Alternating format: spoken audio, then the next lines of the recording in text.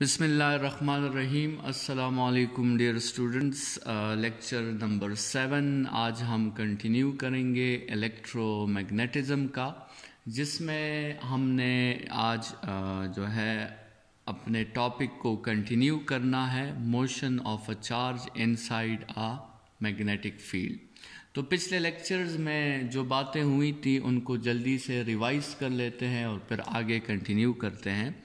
हमने कहा था कि जब भी किसी चार्ज को हम मैग्नेटिक फील्ड में इंटर कर देते हैं तो वो चार्ज जो है क्या शुरू कर देता है, यूनिफॉर्म सर्कुलर मोशन शुरू कर देता है। क्यों वो यूनिफॉर्म सर्कुलर मोशन शुरू करता है? Because the magnetic force is perpendicular to the velocity and the magnetic force acts as centripetal force. तो मैग्नेटिक फोर्स है QVB sine theta, centripetal force है mv²/r। अगर आपके साथ जो है मैग्नेटिक फोर्स सेंट्रीपिटल फोर्स का रोल प्ले कर रहा है तो आप दोनों को इक्वल कर सकते हैं and you can get the formula for that uniform circular motion, और वो है QVB sine theta is equal to mv²/r। Students, हम जो डिराइवेशंस हम कर रहे हैं, हम एक स्पेशल केस के लिए डिराइवेशन कर रहे हैं जिसमें v और b के दरमियान एंगल जो है वो 90 है। मतलब मैग्नेटिक फोर्स आपका मैक्सिमम मैग्नेटिक फोर्स है और वो मैक्सिमम मैग्नेटिक फोर्स इक्वल है QVB के, क्योंकि साइन ऑफ 90 आपके साथ 1 के इक्वल होता है। स्टूडेंट्स, इस स्पेशल केस के लिए हमने सबसे पहले रेडियस को कैलकुलेट किया था और उसकी प्रोपोर्शनैलिटीज़ पे भी काफ़ी डिटेल में हमारी बात हुई थी। तो ये वो रेडियस का फॉर्मूला था। दूसरे नंबर पे हमने लीनियर मोमेंटम को कैलकुलेट किया था और उसमें हमने इसी mv की जगह p पुट कर दिया था, तो हमारे साथ ये फार्मूला लीनियर मोमेंटम का आ गया था। फिर हमने एंगुलर मोमेंटम फाइंड किया था। एंगुलर मोमेंटम का फार्मूला rp होता है, तो जो p की वैल्यू ऑलरेडी आपने कैलकुलेट की हुई है वो p की वैल्यू आप पुट कर दें तो आपके साथ जो है उसी यूनिफॉर्म सर्कुलर मोशन का एंगुलर मोमेंटम भी आ जाएगा। अभी इसको फर्दर हम कंटिन्यू करते हैं और नेक्स्ट स्टेप में हम इसके लिए फाइंड करते हैं एंगुलर वेलोसिटी। ये तो आप पार्ट ए में रेडियस फाइंड हो गया, पार्ट बी में आपके साथ जो है वो मोमेंटम फाइंड हो गया, पार्ट सी में आपके साथ स्पीड फाइंड हो गई। पार्ट डी में लेट्स सपोज अगर हम इसकी लीनियर वेलोसिटी की बात करें, लीनियर वेलोसिटी की, तो यहीं से आप लीनियर वेलोसिटी को भी सब्जेक्ट बना सकते हो। लीनियर वेलोसिटी जो है वो आपके साथ इक्वल होगी v is equal to RQB/m। ठीक है, तो ये इसकी लीनियर वेलोसिटी पार्ट 4 में हमने इसके लिए लीनियर वेलोसिटी फाइंड कर ली। पार्ट 5 में लेट्स सपोज हम इसके लिए जो है वो एंगुलर वेलोसिटी फाइंड कर लेते हैं ओमेगा। ओमेगा आपको पता है चैप्टर नंबर 5 फर्स्ट ईयर के कोर्स से कि omega is equal to v/r। तो स्टूडेंट्स, अगर इसी फार्मूला में आप इस r को इस साइड पे डिवाइड कर दो तो ये बाकी जो चीज़ रह जाती है QB/m, ये आपके साथ ओमेगा की वैल्यू आ जाएगी। तो हमने इस यूनिफॉर्म सर्कुलर मोशन के लिए रोटेशनल स्पीड जो है वो भी फाइंड कर ली है। अच्छा, इसके बाद स्टूडेंट्स जो हैं हम इस यूनिफॉर्म सर्कुलर मोशन के लिए टाइम पीरियड फाइंड करना चाहते हैं। टाइम पीरियड वो टाइम है जिसमें ये बॉडी जो है, ये चार्ज जो है, ये अपना एक सर्कल कंप्लीट कर लेगा। The time required to complete 1 circle.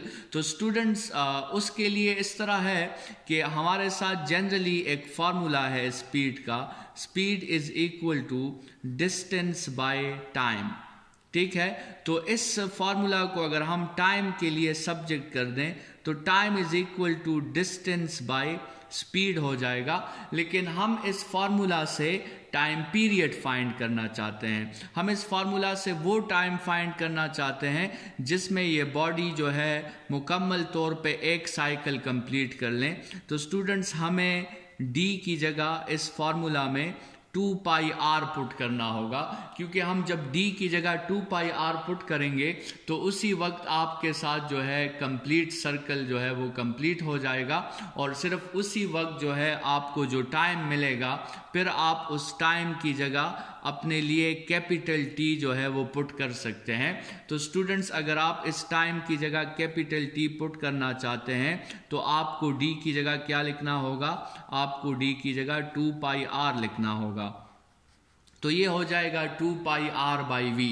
ये टाइम पीरियड का पहला फॉर्मूला आ गया है। और आपको V कहाँ से मिलेगा? आपको V यहाँ से स्टेप नंबर 4 से आपको V मिल जाएगा। ठीक है, रेडियस जो है वो आपको कहाँ से मिलेगा? रेडियस आपको स्टेप नंबर A से मिल जाएगा। तो आप इजीली पुटिंग करके उस यूनिफॉर्म सर्कुलर मोशन के लिए टाइम पीरियड जो है वो फाइंड आउट कर सकते हैं।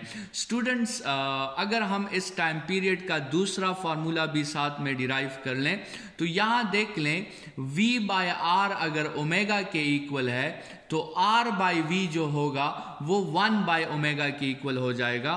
तो आप ये फॉर्मूला इस तरह भी लिख सकते हैं 2 पाई बाय ओमेगा। ठीक है, तो 2 पाई बाय ओमेगा भी आप लिख सकते हैं। और स्टूडेंट्स, आपको फर्स्ट ईयर के चैप्टर 5 से पता होगा कि ओमेगा जो है वो 2 पाई एफ की इक्वल होता है। तो अगर आप साथ में वो वैल्यू पुट कर दें, ओमेगा की जगह आप 2 पाई एफ पुट कर दें, तो ये 2 पाई और 2 पाई तो कैंसिल हो जाएगा। तो टाइम पीरियड आपके साथ 1 बाय एफ की इक्वल भी आता है। मतलब अगर आपके साथ फ्रीक्वेंसी मौजूद है तो आप उसी फ्रीक्वेंसी का रेसिप्रोकल लेकर आप टाइम पीरियड भी फाइंड आउट कर सकते हो। ये भी एक फार्मूला है। स्टूडेंट्स, एक दूसरा फार्मूला ये भी है कि आप डिस्टेंस की जगह तो 2 पाई आर लिख दो, लेकिन v की जो वैल्यू है, v की जो वैल्यू आपने यहाँ पे कैलकुलेट की है वो v की वैल्यू आप पुट कर दो R Q B by M. Students, जब दो डिवाइड्स आ जाते हैं तो फिर लोवेस्ट डिनोमिनेटर हमेशा मेन डिवाइड के ऊपर चला जाता है। तो ये फॉर्मूला इस तरह हो जाएगा कि 2 pi R M divided by Q B R. तो स्टूडेंट्स, यहाँ पे ये आर और आर आप कैंसिल कर दें तो आपके साथ रह जाएगा 2 pi M divided by Q B. ये आपके साथ हमने टाइम पीरियड के मुख्तलिफ जो है वो फार्मूलाज डिस्कस कर लिए हैं। आप गिवन डेटा के मुताबिक कोई भी फार्मूला जो है इनमें से वो यूज़ कर सकते हैं। स्टूडेंट्स, अभी नेक्स्ट स्टेप में हम फ्रीक्वेंसी के लिए भी कैलकुलेशंस कर लेते हैं कि इस यूनिफॉर्म सर्कुलर मोशन के लिए फ्रीक्वेंसी हम कैसे फाइंड करेंगे। तो फ्रीक्वेंसी को हम डिफाइन करते हैं the number of cycles in 1 second, the number of cycles in 1 second. और हमें पता है कि फ्रीक्वेंसी जो होती है वो टाइम पीरियड का रेसिप्रोकल होती है। तो टाइम पीरियड तो ऑलरेडी हमने मुख्तलिफ टाइम पीरियड्स हमने फाइंड किए हुए हैं। इसमें हर एक फार्मूला का आप रेसिप्रोकल लोगे तो आपके साथ फ्रीक्वेंसी का फार्मूला जो है वो आ जाएगा। मतलब लेट सपोज हम इस फार्मूला का रेसिप्रोकल ले लेते हैं तो 2 पाई एम जो है वो डिनोमिनेटर में चला जाएगा और क्यू बी जो है वो न्यूमरेटर में आ जाएगी। तो फ्रीक्वेंसी का फार्मूला आपके साथ आ जाएगा Q B divided by 2 pi M. ठीक है, तो ये आपके साथ फ्रीक्वेंसी का फॉर्मूला आ गया। फ्रीक्वेंसी के बाद स्टूडेंट्स, अगर आपने let suppose angular frequency omega find करनी है तो स्टूडेंट्स इस ओमेगा के दो नाम हैं। ओमेगा को एंगुलर स्पीड भी कहा जाता है जो ऑलरेडी हमने फाइंड की हुई है, लेकिन ओमेगा को एंगुलर फ्रीक्वेंसी भी कहा जाता है और वो एंगुलर फ्रीक्वेंसी इक्वल होती है 2 पाई एफ के। तो आप 2 पाई के साथ ये जो एफ की वैल्यू आपने कैलकुलेट की है ये आप जो है यहाँ पे पुट कर सकते हैं और ये 2 पाई आपके साथ कैंसिल हो जाएंगे। ओमेगा की वैल्यू होगी क्यू बी बाई एम। और स्टूडेंट्स आप चेक कर सकते हैं ये वही ओमेगा की वैल्यू है जो यहाँ पे हमने कैलकुलेट ऑलरेडी की हुई है, लेकिन इस ओमेगा को हमने एंगुलर स्पीड का नाम दिया था, इस ओमेगा को हम एंगुलर फ्रीक्वेंसी का नाम यहाँ पे दे रहे हैं। ये दोनों क्वांटिटीज जो हैं ये सेम ही क्वांटिटीज हैं, ठीक है। ओमेगा को एंगुलर स्पीड भी कहा जाता है और उसको एंगुलर फ्रीक्वेंसी भी कहा जाता है, ठीक है। जिस तरह आपके साथ बी के बारे में हमने कहा था कि इस बी को मैग्नेटिक फील्ड इंटेंसिटी भी कहा जाता है, उस वक्त इसका यूनिट टेस्ला हम लिखते हैं, और इसी बी को मैग्नेटिक फ्लक्स डेंसिटी भी कहा जाता है, उस वक्त हम इसका यूनिट लिखते हैं वेबर पर मीटर स्क्वायर, और ये दोनों यूनिट्स आपस में सेम हैं। जिस तरह हमने कहा था कि जी के भी दो नाम हैं, जी को एक्सेलरेशन ड्यू टू ग्रेविटी भी कहा जाता है, उस वक्त उसका यूनिट मीटर पर सेकेंड स्क्वायर होता है, और इसी जी को हम ग्रेविटेशनल फील्ड स्ट्रेंथ भी कहते हैं, उस वक्त इसका यूनिट न्यूटन पर केजी है, और ये दोनों यूनिट सेम हैं, न्यूटन पर केजी और मीटर पर सेकेंड स्क्वायर, ये दोनों यूनिट्स आपके साथ सेम है। उसी तरह इस ओमेगा के भी दो नाम है, इस ओमेगा को एंगुलर वेलोसिटी या एंगुलर स्पीड भी कहा जाता है, और इसी ओमेगा को एंगुलर फ्रीक्वेंसी भी कहा जाता है।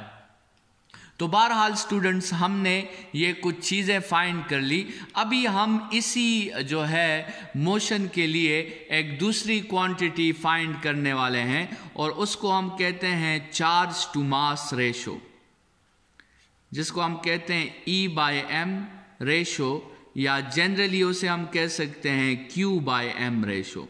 Q/m रेशो मतलब चार्ज टू मास रेशो, ठीक है।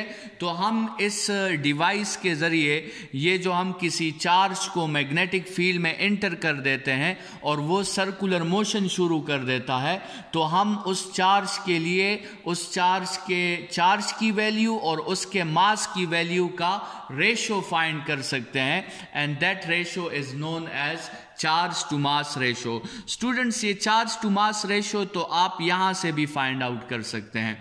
हम चार्ज टू मास रेशो के देखें कुछ फार्मूलाज अभी लिखने वाले हैं। सबसे पहले यहां से स्टार्ट लेते हैं। रेडियस, ऑलरेडी हमने कहा कि हमारे साथ रेडियस इक्वल है mv/qb। स्टूडेंट्स, इस तरह करें कि सबसे पहले तो आप क्रॉस मल्टीप्लिकेशन कर लें, तो क्रॉस मल्टीप्लिकेशन से आपके साथ आ जाएगा RQB is equal to mv। अभी स्टूडेंट्स इस तरह करें कि इस मास को इस साइड पे डिवाइड करें और b को और r को उस साइड पे डिवाइड कर दें, तो आपके साथ जो है ये फार्मूला सब्जेक्ट हो जाएगा Q/m के लिए। अगर आप इस फार्मूला को Q/m के लिए सब्जेक्ट कर लें तो Q/m का एक फार्मूला आपके साथ आ जाएगा V/RB। ये Q/m का एक फार्मूला आपके साथ आ गया, V/RB। This is formula number 1 for uniform for E/m ratio या Q/m रेशो, जो भी आप उसे कहना चाहें आप उसे कह सकते हैं। इस Q/m या चार्ज टू मास रेशो को फाइंड करने के लिए स्टूडेंट्स आपको जो है पता होना चाहिए कि बॉडी को या इस चार्ज को किस स्पीड से एंटर किया गया, कौन सी वो स्पीड थी जिससे उस चार्ज को मैग्नेटिक फील्ड में एंटर किया गया। आपको पता होना चाहिए कि वो बॉडी किस रेडियस में रोटेट कर रही है, और आपको पता होना चाहिए कि उस बॉडी के जिस मैग्नेटिक फील्ड में वो रोटेट कर रही है उस मैग्नेटिक फील्ड की वैल्यू क्या है। तो स्टूडेंट्स, अगर ये 3 वैल्यूज आपके साथ मौजूद हैं तो फिर आप उस चार्ज के लिए चार्ज टू मास रेशो जो है वो फाइंड आउट कर सकते हैं। तो अभी बात करते हैं कि ये 3 चीजें हमें कहां से मिलेंगी।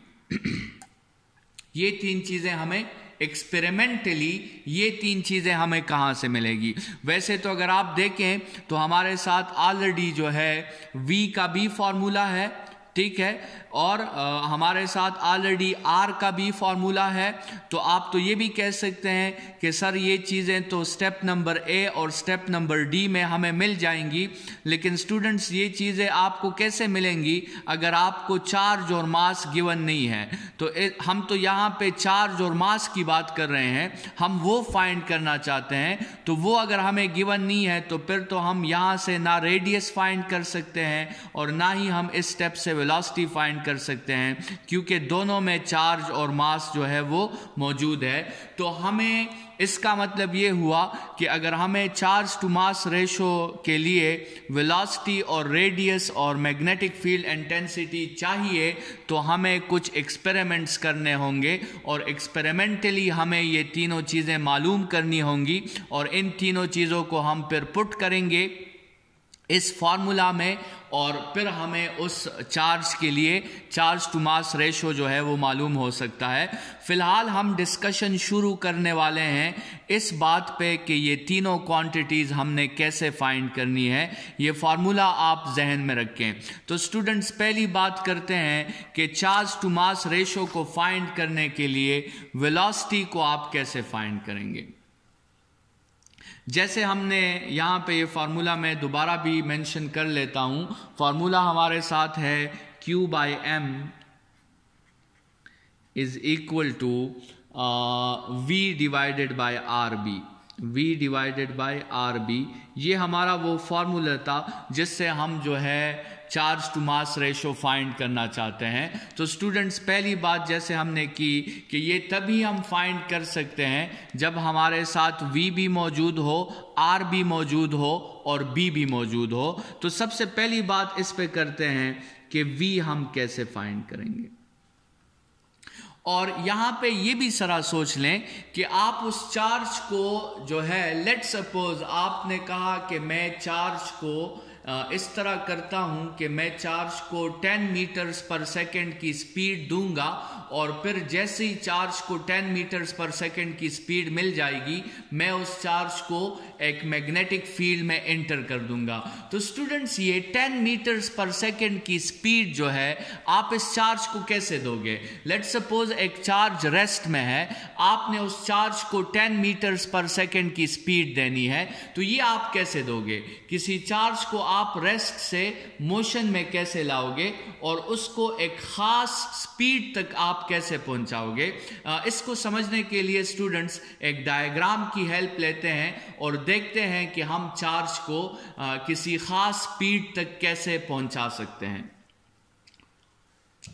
कंसिडर करें स्टूडेंट्स कि ये एक रीजन है मैग्नेटिक फील्ड का, और लेट्स सपोज इसमें कंसिडर करें कि या डॉट मैग्नेटिक फील्ड बना हुआ है या क्रॉस मैग्नेटिक फील्ड बना हुआ है, जो भी मैग्नेटिक फील्ड इसमें बना हुआ है, लेकिन इस रीजन में हमारे साथ एक मैग्नेटिक फील्ड मौजूद है। हमने डॉट मैग्नेटिक फील्ड ले लिया, और यहाँ पे हमारे साथ है एक चार्ज जो फिलहाल है रेस्ट में, मतलब फिलहाल इसकी वेलोसिटी 0 है और इसकी काइनेटिक एनर्जी भी फिलहाल 0 है। हम चाहते हैं कि ये चार्ज जब इस रीजन में एंटर हो तो फर्ज करें हम चाहते हैं कि इस वक्त इसकी जो वेलोसिटी हो वो हो 10 मीटर्स पर सेकंड। तो स्टूडेंट्स, हम ये काम कैसे करेंगे। हमें इस चार्ज को 0 वेलोसिटी से 10 मीटर्स पर सेकंड की वेलोसिटी देनी है। तो स्टूडेंट्स, हम ये काम कर सकते हैं अगर हम इस चार्ज को एक्सेलरेट करें। हम इस चार्ज को कैसे एक्सेलरेट करेंगे। लेट्स सपोज ये चार्ज पॉजिटिव चार्ज है, तो हम क्या करेंगे, हम इस चार्ज के इस साइड पे एक जो है पॉजिटिव टर्मिनल प्रोवाइड कर देंगे, और इस चार्ज के दूसरे साइड पे यहाँ पे हम नेगेटिव टर्मिनल प्रोवाइड कर देंगे। तो ये चार्ज क्या शुरू कर देगा, इस चार्ज पे स्टूडेंट्स एक इलेक्ट्रिक फोर्स अप्लाई होना शुरू हो जाएगा, और वो इलेक्ट्रिक फोर्स का फॉर्मूला है QE। ठीक है, तो वो जब फोर्स इस पे अप्लाई होगा तो वो फोर्स क्या करेगा, वो फोर्स इस चार्ज में एक्सेलरेशन प्रोड्यूस करेगा, और एक्सेलरेशन का फॉर्मूला होगा QE/m। ठीक है, तो वो इस चार्ज में एक्सेलरेशन प्रोड्यूस करेगा, और जब इस चार्ज में एक्सेलरेशन प्रोड्यूस होगा तो ये चार्ज अपनी वेलोसिटी को इंक्रीज करना शुरू कर देगा। और ये चार्ज अपनी वेलोसिटी को हम क्या चाहते हैं कि ये 0 से इंक्रीज हो, कहाँ तक, लेट्स सपोज 10 तक इंक्रीज हो।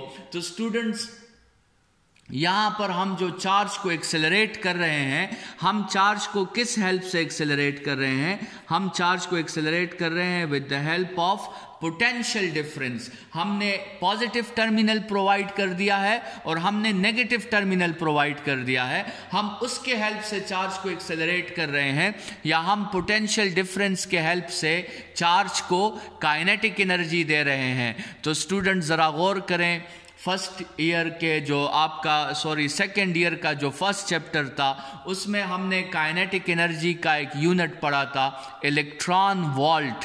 ठीक है, मतलब स्टूडेंट्स आपको अगर ये फार्मूला याद हो कि work done is equal to Q delta V, तो यहाँ से हमने कहा था कि काइनेटिक एनर्जी का एक यूनिट निकलता है इलेक्ट्रॉन वोल्ट। अच्छा, वोल्ट को मैं ऐसे रिप्रेजेंट करूंगा ताकि स्पीड और वोल्ट में आप जो है डिफरेंशिएट कर सके। तो स्टूडेंट्स यहाँ पर जो है हम बात कर रहे थे कि हमें स्पीड कहाँ से मिलेगी। स्टूडेंट्स, हमें स्पीड इस फार्मूला से मिलेगी कि half M V square is equal to electron volt. ये फार्मूला हमने चैप्टर नंबर 1 में जो है डिस्कस किया है।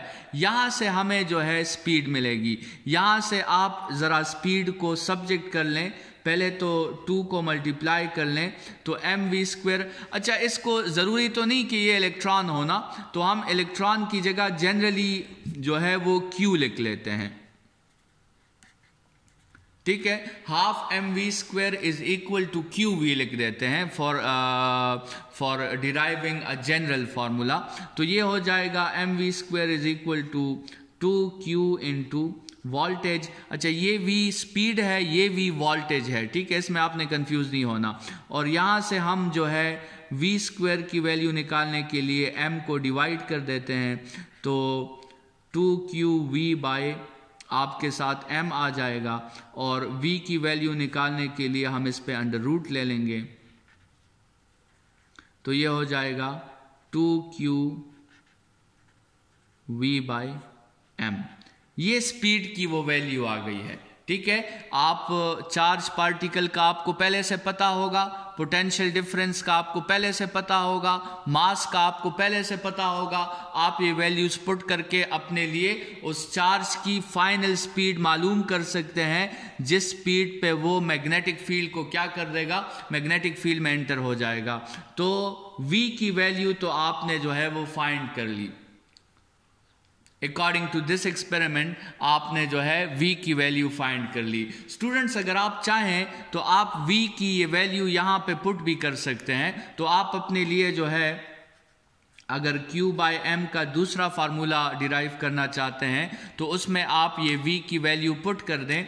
v की वैल्यू आपके साथ है under the root 2q v by m और डिवाइडेड बाय आर बी। जैसे हमने कहा था स्टूडेंट्स कि ये जो लोवेस्ट डिनोमिनेटर है ये हमेशा मेन डिवाइड के ऊपर चला जाता है। तो स्टूडेंट्स, यहाँ पे आपके साथ आ जाएगा q by m is equal to 1 by R B into under the root 2q v by m। यहाँ पे स्टूडेंट्स अगर आप देखें तो इस साइड पे भी q बाय m है और इस साइड पे भी q बाय m है। तो इस कंफ्यूजन को ख़त्म करने के लिए हम इस फार्मूला को थोड़ा सा आगे जो है वो डिराइव करते हैं और हम जो है इसमें इसका स्क्वायर ले लेते हैं दोनों साइड्स का। तो आपके साथ ये हो जाएगा q square by m square is equal to 1 by r square b square 2q v by m। ठीक है, तो वहां पे आपके साथ जो है जो स्क्वायर रूट था वो स्क्वायर को लेने से ख़त्म हो गया। अच्छा, यहाँ पे एक q स्क्वायर के साथ कैंसिल कर दें, ये एक m स्क्वायर के साथ कैंसिल कर दें, तो आपके साथ जो नेट रिजल्ट आएगा वो होगा q by m charge to mass ratio is equal to 2 into voltage divided by r square into b square. ये आपके साथ चार्ज टू मास रेशो का दूसरा फार्मूला जो है वो आ गया है। ठीक है, तो एक तो ये फार्मूला है, बाकी आप ये वाला फार्मूला भी यूज कर सकते हैं, 2 into voltage divided by R square into B square. अच्छा, एक आर सॉरी यहाँ पे नहीं, ठीक है। अच्छा, तो ये हो जाएगा 2 into voltage divided by R square into B square. ठीक है। अच्छा, अभी बात करते हैं कि आर कैसे फाइंड होता है। ठीक है, जब एक बॉडी जो है वो यूनिफॉर्म सर्कुलर मोशन शुरू कर देती है तो उसका आर हम कैसे फाइंड करते हैं। तो अभी बात करते हैं आर पर कि आर कैसे फाइंड किया जाता है। स्टूडेंट्स, इसके लिए एक डिवाइस यूज होता है जिसे हम बबल चैम्बर कहते हैं। उस बबल चैम्बर में बबल चैम्बर उसे हम कहते हैं। ये एक ऐसा डिवाइस होता है कि आपके साथ एक कंटेनर होता है इस तरह का, आपके साथ एक इस तरह के शेप का एक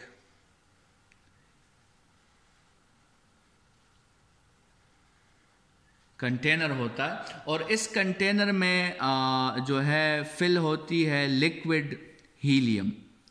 इस कंटेनर में आपके साथ जो है हम क्या डाल देते हैं, इसमें हम लिक्विड हीलियम या लिक्विड हाइड्रोजन डाल देते हैं। लिक्विड हीलियम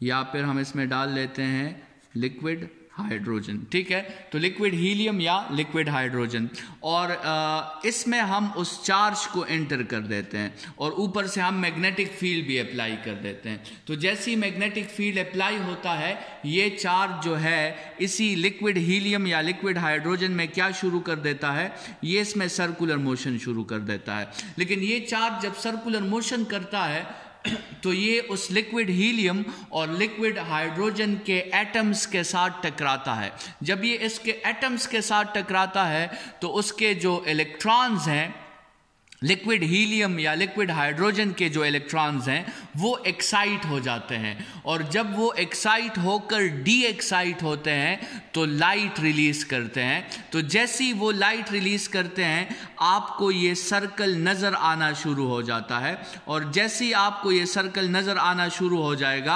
आपने इस सर्कल का रेडियस जो है वो कैलकुलेट करना है। ठीक है, तो यहां से आप जो है रेडियस को कैलकुलेट करेंगे, बबल चैम्बर के जरिए आप रेडियस को कैलकुलेट करेंगे। और तीसरी बात जो रह जाती है वो आपके साथ मैग्नेटिक फील्ड इंटेंसिटी की रह जाती है। मैग्नेटिक फील्ड इंटेंसिटी, जो मैग्नेट आप यूज करेंगे वो मैग्नेट आपको पता होगा कि उसकी मैग्नेटिक फील्ड इंटेंसिटी क्या होगी। ठीक है, तो वो आप जो है वहां से फाइंड कर लेंगे। तो मतलब वेलोसिटी के लिए वेलोसिटी फाइंड करने के लिए आपने इलेक्ट्रॉन वोल्ट का फॉर्मूला यूज किया।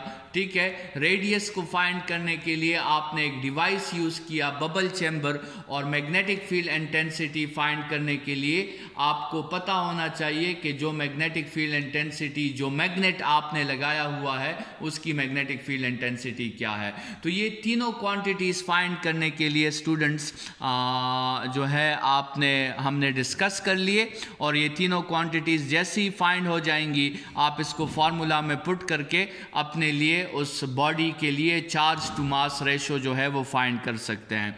स्टूडेंट्स, लास्ट में एक बात करते हैं जो एमसीक्यूज पॉइंट ऑफ व्यू से इंपॉर्टेंट है।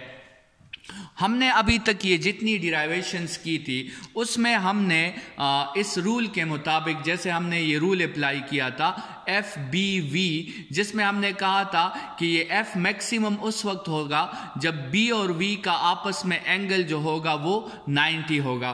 तो स्टूडेंट्स, जो हमने स्टार्ट में भी अगर आप यहाँ पे देखें, जो हमने एक स्पेशल केस कंसिडर किया था, वो स्पेशल केस जो हमने कंसिडर किया था वो हमने थीटा इज इक्वल टू 90 का कंसिडर किया था। तो अब स्टूडेंट एक ऐसा केस भी साथ में हम डिस्कस कर लेते हैं, ये बात आपकी entry test point of view के लिए इंपॉर्टेंट है। एक ऐसा केस जिसमें थीटा आपके साथ 90 ना हो, मतलब आपके साथ V और B जो है, V और B ये आपस में परपेंडिकुलर ना हो, तो उस केस में क्या होगा। स्टूडेंट्स कंसिडर करें कि लेट्स सपोज आपके साथ जो है B इस डायरेक्शन में है, for example this is B and let's suppose this is V,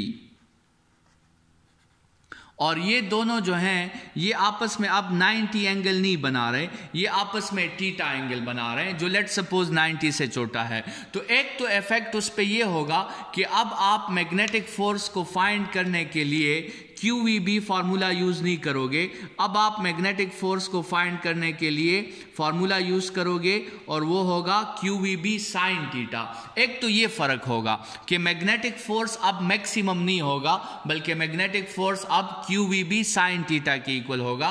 लेकिन स्टूडेंट्स हम ये डिस्कस करना चाहते हैं कि इस केस में मोशन कैसा होगा। जब एंगल 90 था उस वक्त तो आपके साथ यूनिफॉर्म सर्कुलर मोशन हो रहा था, लेकिन इस केस में जब एंगल 90 नहीं है अब कैसे मोशन होगा। तो स्टूडेंट्स इसको समझने के लिए हमने मैग्नेटिक फील्ड इंटेंसिटी को रेफरेंस कंसिडर करते हुए हमने वेलोसिटी को रिजॉल्व करना होगा। तो स्टूडेंट्स वेलोसिटी के दो कंपोनेंट्स आएंगे, एक मैग्नेटिक फील्ड इंटेंसिटी को पैरेलल कंपोनेंट होगा, एक मैग्नेटिक फील्ड इंटेंसिटी को परपेंडिकुलर कंपोनेंट होगा। जो पैरेलल कंपोनेंट होगा वो आपके साथ होगा V cos ऑफ थीटा और जो परपेंडिकुलर कंपोनेंट होगा वो आपके साथ होगा V sin of theta. Students आपको ये पता होना चाहिए कि क्रॉस प्रोडक्ट जो है it is the property of multiplying perpendicular vectors, it is not the property of multiplying parallel vectors. और हमने स्टार्ट में भी इस लेक्चर में कहा था कि मैग्नेटिक फील्ड जो होता है और मैग्नेटिक फोर्स जो होता है वो हमेशा वेलोसिटी के उस कंपोनेंट पे अप्लाई होता है जो वेलोसिटी को परपेंडिकुलर हो, मतलब सिर्फ इस कंपोनेंट पे फोर्स अप्लाई होगा। मैग्नेटिक फोर्स जो है वो सिर्फ इस कंपोनेंट को चेंज करेगा, इस कंपोनेंट को मैग्नेटिक फोर्स चेंज नहीं कर सकता। तो स्टूडेंट्स अगर ये आपके साथ लेट्स सपोज ये मैग्नेटिक फील्ड है, कंसिडर करें कि आपके साथ राइट से लेफ्ट की तरफ मैग्नेटिक फील्ड जा रही है, ये लेट्स सपोज आपके साथ मैग्नेटिक फील्ड है और आपने एक चार्ज को एंटर कर दिया। लेट्स सपोज आपने एक चार्ज को ऐसे एंटर किया कि ये एक चार्ज है और आपने इस एंगल से इसे एंटर कर दिया, मतलब यहाँ पे क्या एंगल बना, थीटा एंगल बना। तो स्टूडेंट्स अब क्या होगा, स्टूडेंट्स इस चार्ज की वेलोसिटी के दो कंपोनेंट्स होंगे, एक हॉरिजॉन्टल कंपोनेंट होगा जो मैग्नेटिक फील्ड के पैरेलल होगा, दूसरा वर्टिकल कंपोनेंट होगा जो मैग्नेटिक फील्ड को परपेंडिकुलर होगा। मैग्नेटिक फोर्स जो है वो सिर्फ और सिर्फ इस कंपोनेंट पे अप्लाई होगा, मैग्नेटिक फोर्स इस कंपोनेंट पे अप्लाई नहीं होगा। तो स्टूडेंट्स ये चार्ज क्या करेगा, इस कंपोनेंट की वजह से ये आगे जाएगा और इस कंपोनेंट की वजह से ये रोटेट करेगा। तो स्टूडेंट्स ये चार्ज कुछ इस तरह का मोशन शुरू कर देगा, ये आगे भी जाएगा और साथ में ये रोटेट भी करेगा। और इस किस्म के मोशन को हम मैथमेटिक्स में दो नाम देते हैं, इस किस्म के मोशन को हम या तो स्पाइरल मोशन कहते हैं और या इस किस्म के मोशन को हम हेलिकल मोशन कहते हैं, स्पाइरल मोशन या फिर हेलिकल मोशन। तो स्टूडेंट्स ये वो केस है जिसमें अगर B और V के दरमियान एंगल 90 ना हो तो फिर आपके साथ लीनियर मोशन भी होगी और रोटेशनल मोशन भी होगी। लेकिन अगर एंगल आपके साथ 90 है तो फिर सिर्फ और सिर्फ आपके साथ यूनिफॉर्म सर्कुलर मोशन होगी। लेकिन अगर एंगल 90 नहीं है तो फिर आपके साथ लीनियर मोशन भी होगी, उसकी वजह से बॉडी स्ट्रेट जाएगा और आपके साथ रोटेशनल मोशन भी होगी। तो उस मोशन को फिर हम स्पाइरल मोशन या उस मोशन को हम हेलिकल मोशन कहते हैं। Students motion of a charge inside a magnetic field के लिए सारी बातें हमने डिस्कस कर ली, 7-8 हमने उसके लिए क्वांटिटीज फाइंड किए, radius, velocity, mass, momentum, angular momentum, time period, period, frequency, और फिर हमने उसी टॉपिक में Q/M रेशो फाइंड किया। Q/M रेशोज़ के लिए भी हमने मुख्तलिफ फार्मूला स्टडी किए, और लास्ट में हमने डिस्कस किया कि जब मैग्नेटिक फोर्स मैक्सिमम नहीं होगा, जब एंगल 90 नहीं होगा, तो उस केस में फिर आपके साथ जो मोशन होगा it will be a combination of translational as well as rotational motion, और उस मोशन को हम हेलिकल मोशन या स्पाइरल मोशन कहते हैं। स्टूडेंट्स, नेक्स्ट लेक्चर में दोबारा मुलाकात होगी। इस लेक्चर के लिए इतना ही। Thank you students.